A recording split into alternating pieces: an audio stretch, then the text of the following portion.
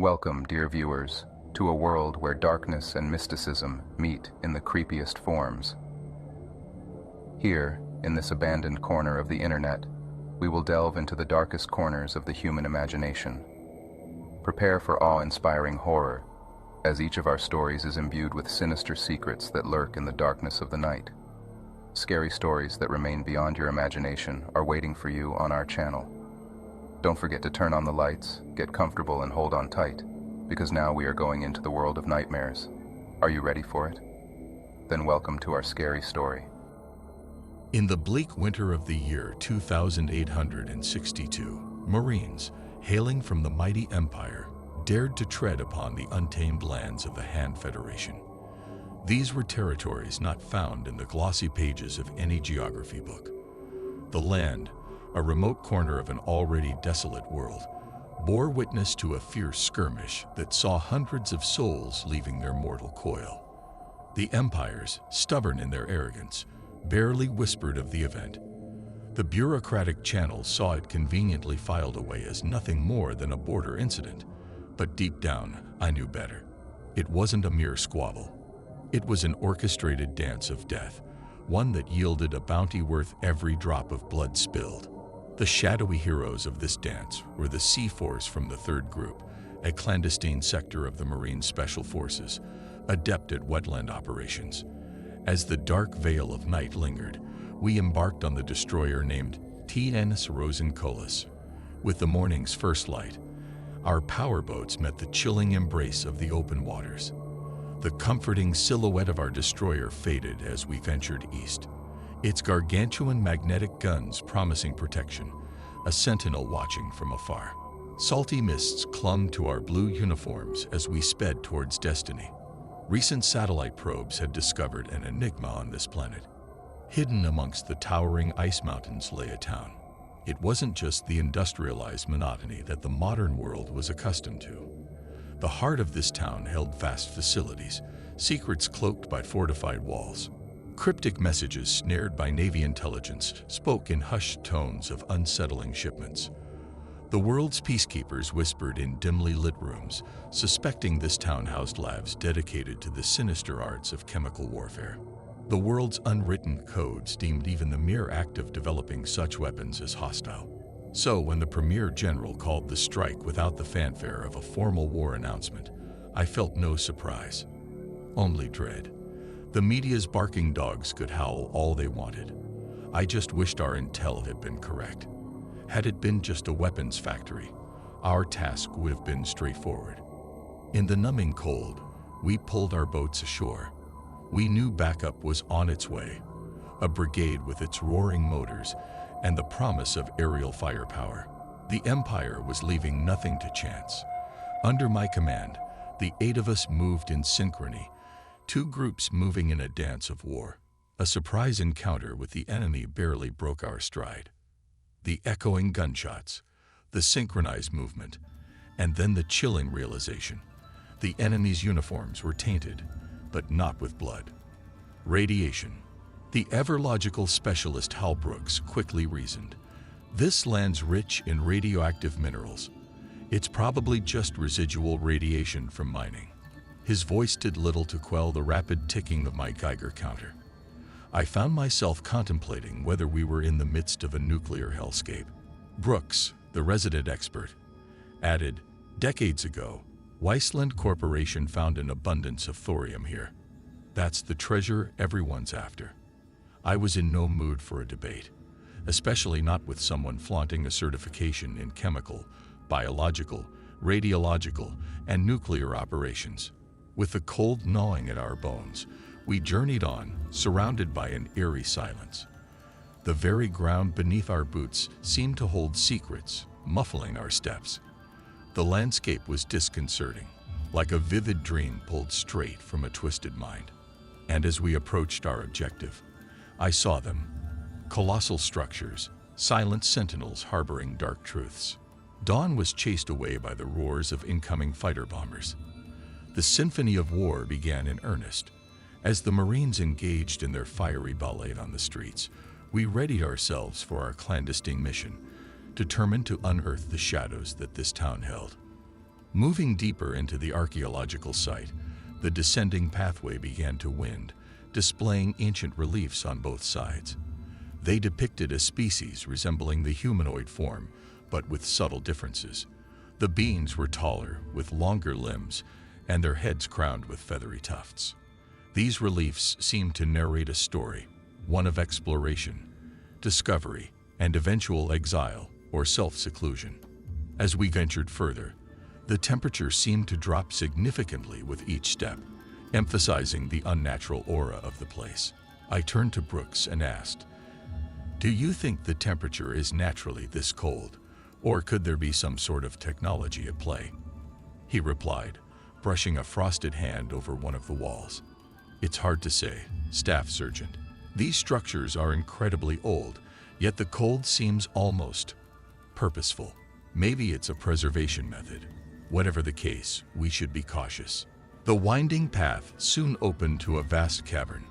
The walls of the cavern glittered with what appeared to be minerals, casting prismatic reflections as our flashlight beams played over them. At the center of the cavern stood an intricate pedestal with an object that seemed to be encased in a shimmering field of energy. Approaching it cautiously, we realized that the object was a device of some kind, its purpose unknown. On its surface were the same glyphs we had seen on the tower walls. Beside the pedestal lay a half-open journal, likely left by one of the Han researchers. With my limited understanding of traditional Chinese, I deciphered mentions of the device emitting a strange energy signature when they tried to interface with it. Private Jensen, our tech specialist, took a closer look. "I think this might be some sort of data storage or possibly a communication device. It's far beyond our understanding, but I might be able to extract something if I can link it to our portable analyzer." "I don't know if that's a good idea," Corporal Lai whispered, her eyes scanning the cavern's perimeter. "This place feels alive in a way. We should tread carefully." Deciding to err on the side of caution, I ordered Jensen to only attempt a passive scan without interfacing directly. The scan was slow but steadily processed the ancient technology's data. We waited, our breath visible in the cold air, and every small noise echoing in the vastness of the cavern. After what felt like hours, the scanner beeped. Jensen pulled up the screen, displaying a holographic map of the galaxy, with coordinates leading to another distant star system. Text accompanied the map, translating roughly to our exiled brethren, may you find solace among the stars. We leave this as a guide back home. The realization hit us hard. This wasn't just an archaeological site. It was a beacon or a guidepost for those who had been banished from their homeland, offering them a way back. Suddenly, the radio crackled to life with Canada's voice, urgent and panicked. "Contact. Han forces are returning in large numbers. We won't be able to hold them off for long." The urgency of the situation snapped us back to reality. "Time to leave," I yelled. We began our ascent, clutching the retrieved data and the hope that this discovery, while complicating our initial mission, might provide humanity with a new understanding of our place in the universe. But first, we had to survive the immediate threat and escape the encroaching Han forces. The stifling, dense atmosphere felt even more suffocating as we ran, the soft glow of the blue floor barely providing enough illumination for us to navigate. Each breath was heavy, as though we were dragging the weight of the realization of our perilous situation with every inhalation. The distant hum of machinery that we had initially heard now seemed like a distant echo, overshadowed by the sickening, rhythmic wet sounds of the pursuing slug-like creatures. Turning a corner, I caught a quick glance over my shoulder, and the sight was something straight out of a nightmare. The writhing, slug-like entities seemed to move with a singular, horrifying purpose, their uneven flesh glistening in the eerie light of the blue floor. Their vestigial limbs reached out, as if seeking something to anchor onto.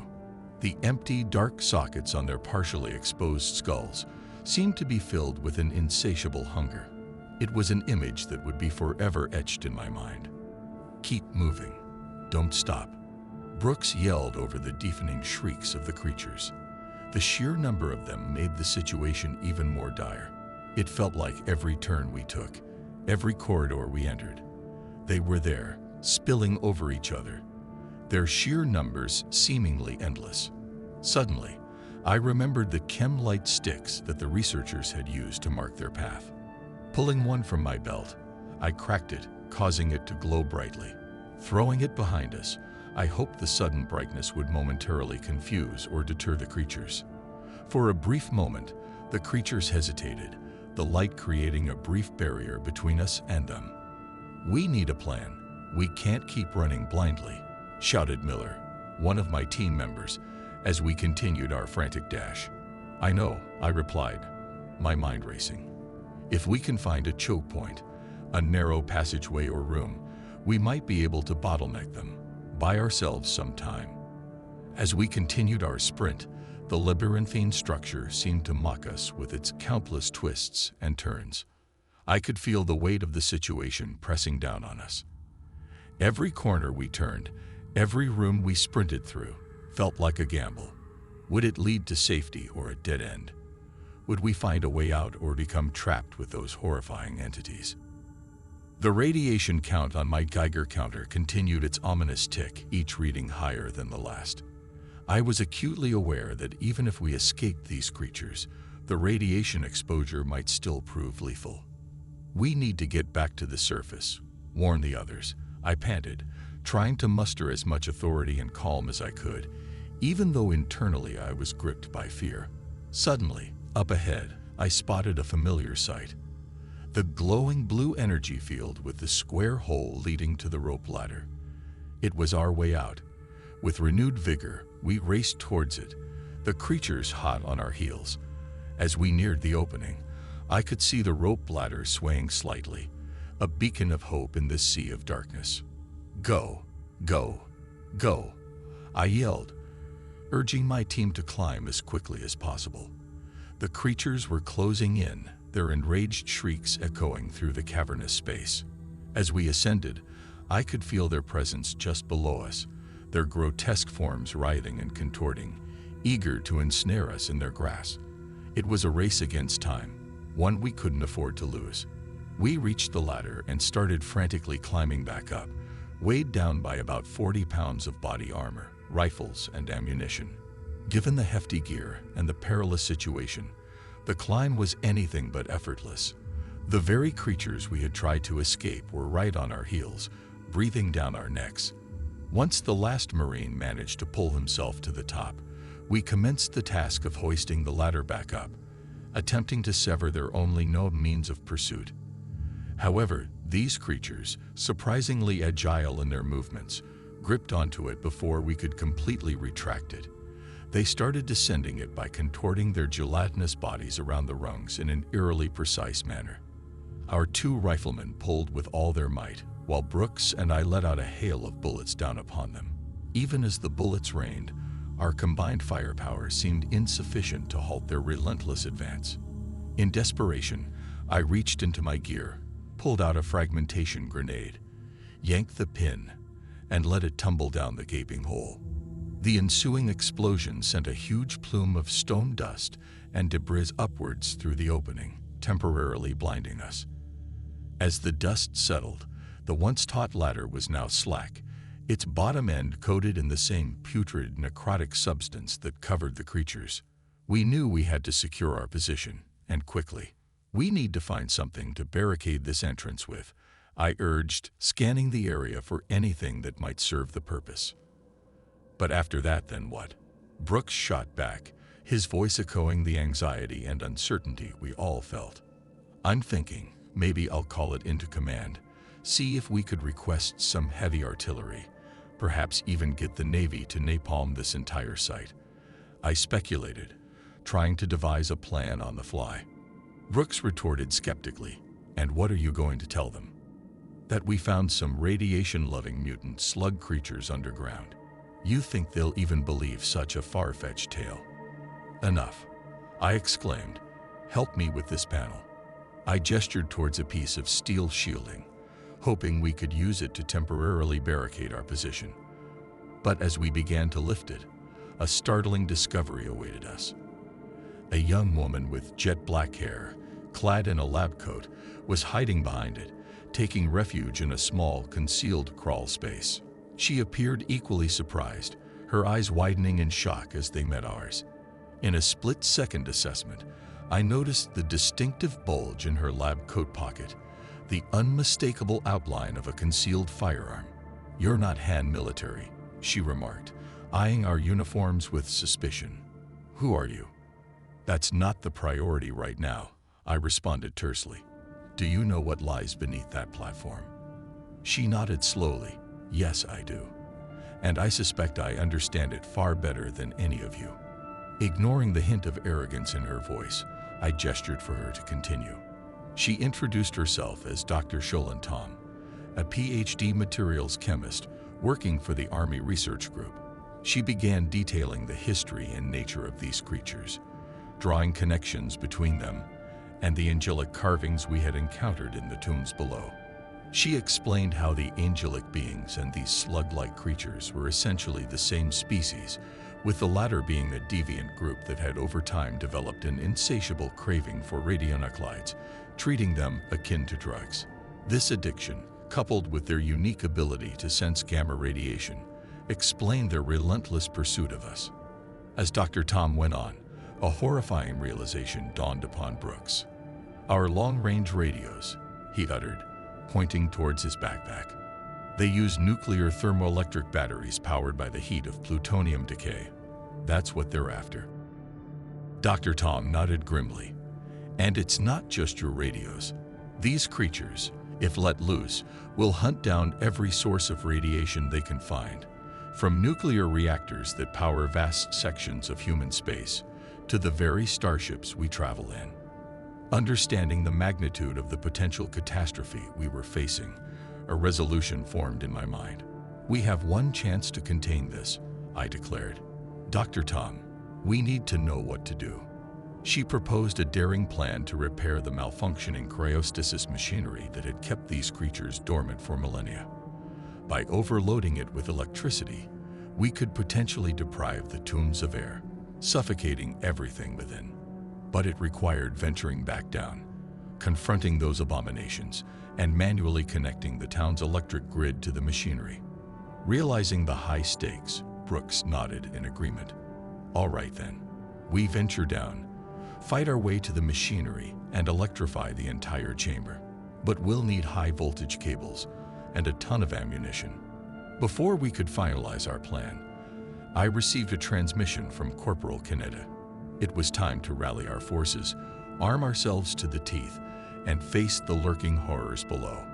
"Don't get caught in the crossfire. Take the long way if you have to. Do you want some milk and sugar too, honey?" One of the soldiers quipped sarcastically. "What do you think, smartass? Get the gear. Time isn't on our side," I retorted sharply. Acknowledging the command, the response came, "Copy. We'll be on the move and back in less than an hour." True to their word, Corporal Kaneda's team returned efficiently with all the ammunition and equipment we had requested. They meticulously laid it in a neat pile on the ground, maintaining distance so as to not risk contamination. They promptly went back to their established posts, ensuring the door's security. With a brief moment of respite before the mission commenced, the men instinctively sought a moment of calm, grounding themselves mentally and emotionally. It was as if an invisible veil of serenity descended upon the group, fostering a fleeting yet potent belief that everything might just turn out fine. Brooks, always the prepared one, distributed iodine and Prussian blue tablets among us. These would aid in neutralizing any absorbed radioactive elements from our system. Understanding the gravity of what lay ahead, I felt a collective prayer was in order. Although it wasn't mandatory, every single one of us, including Dr. Tam, whose spiritual inclinations I wasn't quite certain of, united in a close-knit circle. We placed arms over one another's shoulders, heads respectfully bowed. Addressing a power greater than ourselves, my words were straightforward. "We find ourselves here due to your will. Every challenge and triumph in our lives has prepared us for this very moment. We believe in your wisdom and trust that you will guide us through this mission. Though fear resides in our hearts, We are honored to confront this threat. Guide us, stand with us, and let's ensure these abominations are vanquished. Hora! Marines don't die, Brooks exclaimed, echoing the sentiment of the group.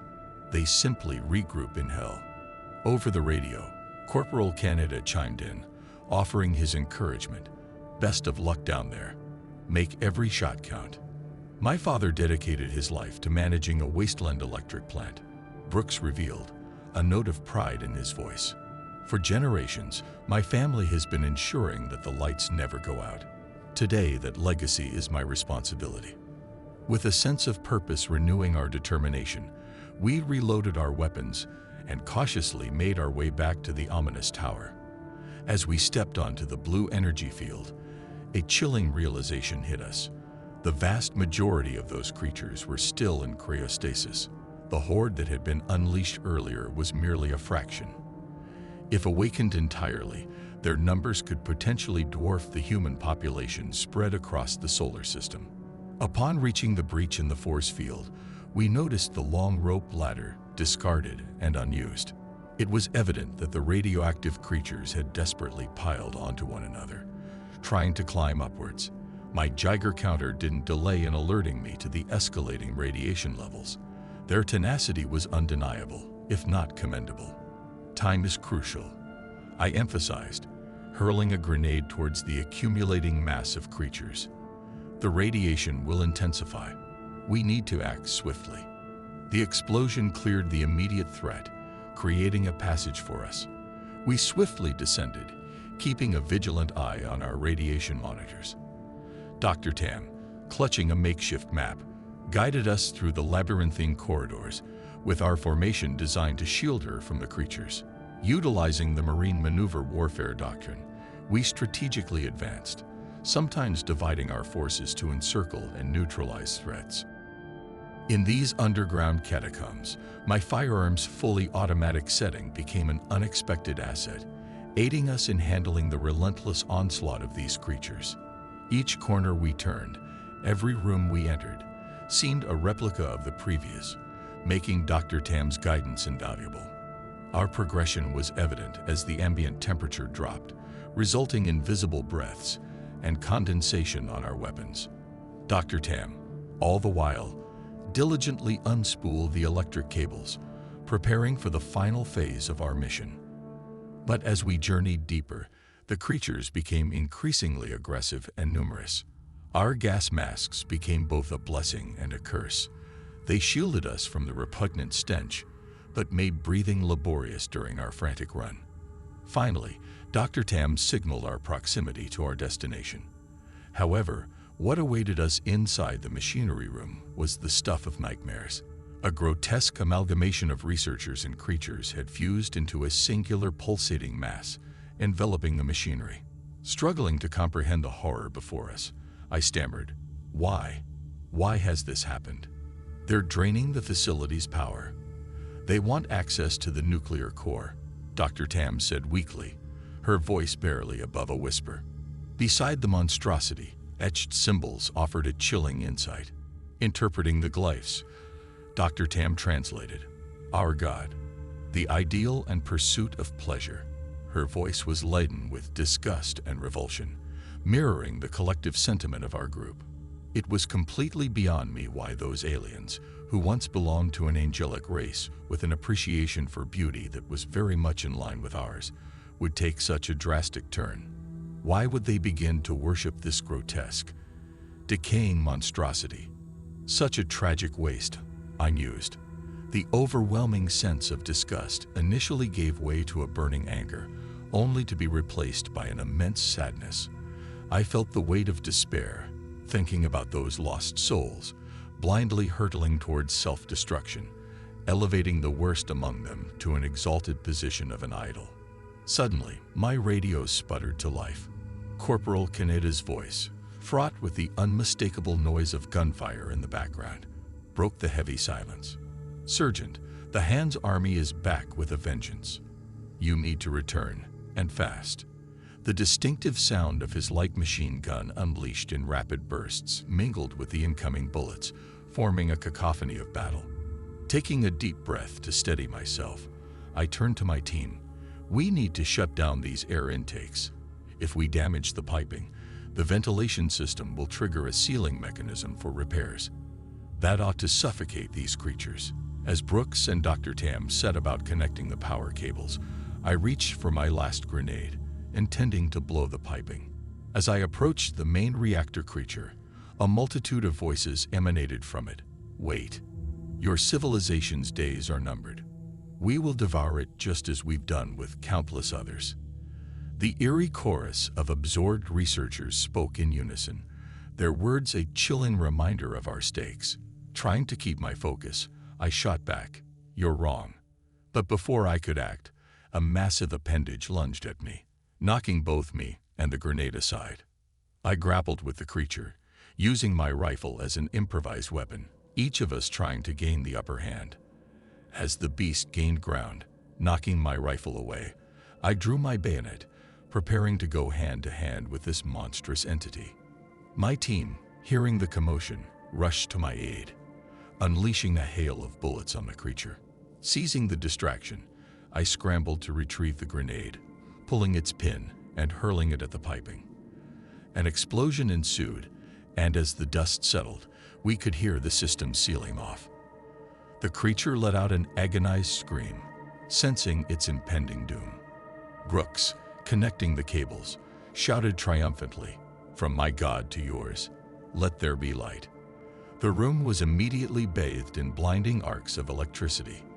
The alarms wailed louder, and a sudden depressurization caused our ears to pop, making the atmosphere grow thin.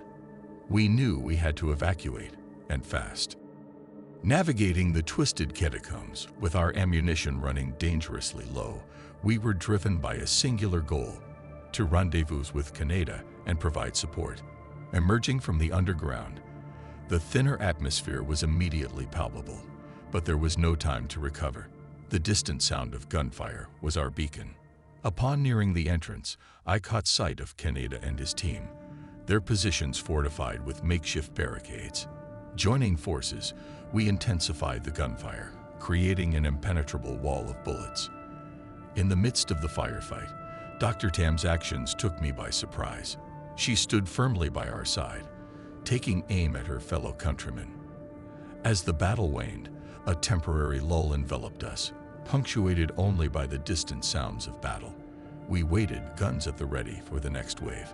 Just when the tension seemed unbearable, a shout came, "Friendlies coming in. Check fire." 4 more Marines rushed in, their uniforms a stark contrast to ours, decorated with a myriad of green and brown strokes, reminiscent of a Van Gogh masterpiece. The weight of the situation hit us then. Despite our differences, at that moment, humanity stood united against a common threat. 32nd Spaceborne Winged Huzzes, Staff Sergeant Andrus at your service, I declared, my chest swelling with pride. And I am Sergeant Victor Reiston. We've come to provide assistance. What have we missed? Well, Sergeant Reiston, the tale is quite a roller coaster. It's something you'd find hard to believe unless you were right here witnessing it. I replied with a weary smile. I extended a gesture, wanting to shake his hand in gratitude, but there were pressing matters to attend to first.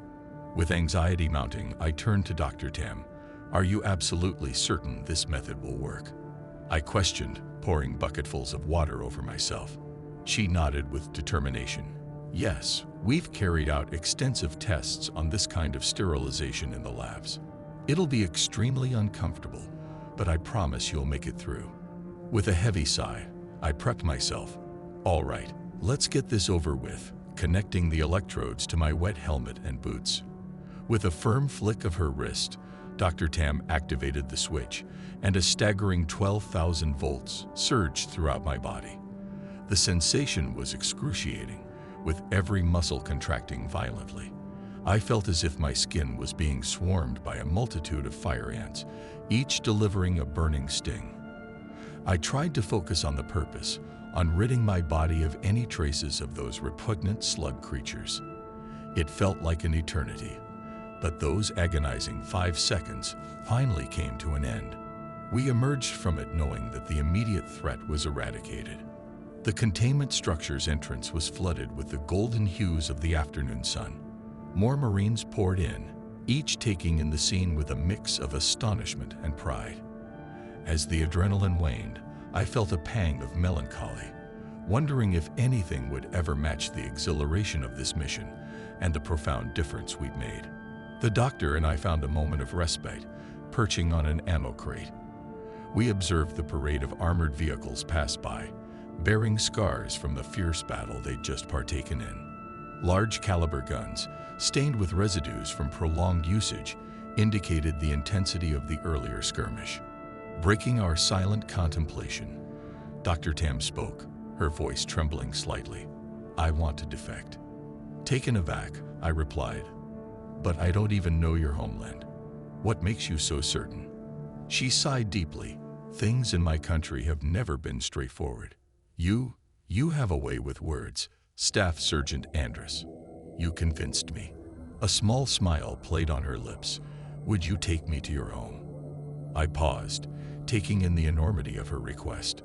Above us, a distant sun shone, a testament to the vastness of the universe and humanity's fledgling steps amongst the stars. Our recent discoveries were bound to shape our destiny. However, the narrative constructed for the masses was considerably different. They were fed a story of a botched intelligence operation at a benign archaeological site, necessitating a rescue by another unit. Yet, in my possession, I had both a defector and a loving fiancé to testify to the truth. Although agreements were reached and visible actions were taken, the looming questions about those slug creatures and the civilization that birthed them remained. The very notion that an advanced race could find pleasure in sheer destruction, to the extent of forsaking their own well-being, haunted me. Were their allies truly paralyzed by political stalemates, preventing effective intervention? The most unsettling question, though, was a reflection on our own species. As I pondered the events and the choices made by the slug creatures, I couldn't help but wonder, are we truly any different?